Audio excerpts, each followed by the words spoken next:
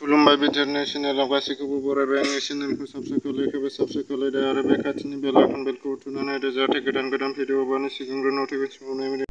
चिरां जिल्लानि सासे बर' आइजोआ कभिड-19 जों जिउ गोमानाय फिसायनि गोथै देहाखौ जोबथा बुब्लियाव न'फारसे लाबोनो हायैखौ हाजासे दुखु मोननाय फोरमायदों। बे समाव सरकारा चिफ मिनिस्टार कभिड-19 उइथ सेम नि जोहै 2.5 लाख रां अनसुंथाइ होनायखौ गोजोननाय फोरमायदों। गोबां बिबांनि फेग्रा मुवा, माखासे निसा बुस्थुफोरखौ मैया सावनाय जादों।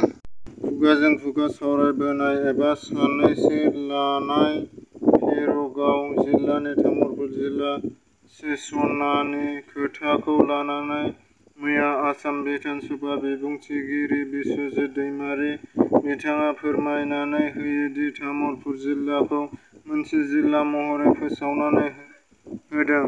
बेवहाय भेरगाव जिल्लाखौ लानायनि जेबो खोथा गैया आरो भेरगाव जिल्लानि रायजो-राजाफोरा सानसनो गैया होननानै खौरांगिरिफोरनि सिगाङाव फोरमायदों।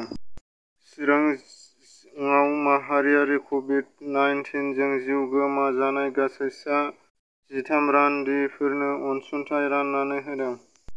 आसाम प्रदेश कंग्रेस कमिटि आफादगिरि रिपुन बरा, एम ए पि गौरब गगৈ आरो कंग्रेस राजखान्थि हान्जानि दैदेनगिरिफोरा मुवा-बेसाद बेसेन बांनायनि हेंथायै गुवाहाटीआव सोमावसारदों। जुलिनि उनाव फोथाय खेबस'नि अजद गावनि बिसिनि सायाव होदों।